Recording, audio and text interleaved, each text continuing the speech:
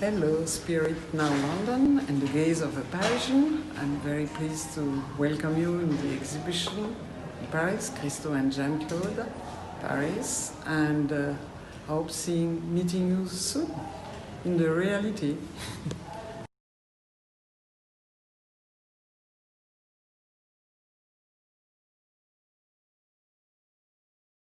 À l'École nationale des beaux-arts de Sofia, où il a appris à dessiner, à peindre, l'architecture et aussi l'anatomie. Il y a, je pense, dans la maîtrise de Christo de l'espace et de sa capacité à rendre cet espace, aussi l'expérience qu'il a eue quand il était étudiant et qu'il faisait l'été des jobs alimentaires, qu'il travaillait soit pour le cinéma, c'était un cinéma d'État puisqu'on était dans un pays communiste, et toutes les scènes étaient tournées dans des situations réelles. Donc il devait trouver ou la place qui convenait, ou l'appartement qui convenait, ou la rue qui convenait.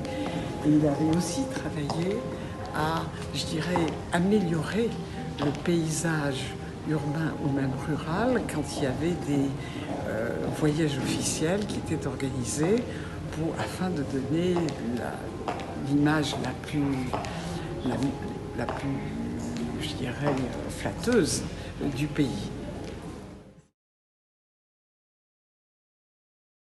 Dans l'histoire du Pont d'Aff a pour origine qu'étudiante en histoire de l'art, j'avais décidé de faire ma maîtrise sur les projets parisiens de Christo.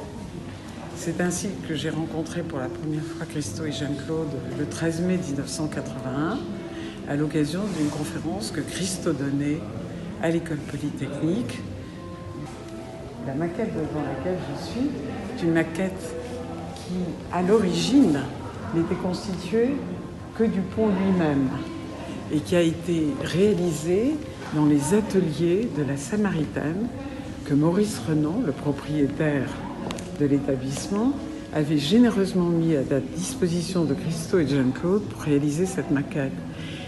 Et Maurice Renan avait fait un autre cadeau de taille, avait donné la vitrine d'angle pendant une semaine pour montrer cette maquette, pour sensibiliser les Parisiens et sensibiliser évidemment Jacques Chirac.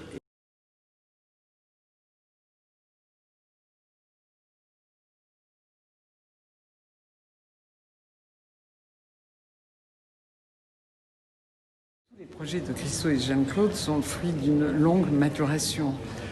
Il y a tout d'abord l'idée de Christo pour un projet ou l'idée de Christo et de Jean-Claude pour un projet. Et c'est un aller-retour entre le monde réel, c'est-à-dire l'emplacement du projet, le lieu du projet, et le studio où Christo travaille toujours seul dans l'atelier, sans assistant, fait lui-même les encadrements. Et il part toujours à partir de photos. Les photos, en l'occurrence, depuis plus de 40 ans, ont été faites par Wolfgang Wolz, qui a été, au-delà du fait d'être le photographe de Christo, a été aussi le directeur du projet du Reichstag à Berlin.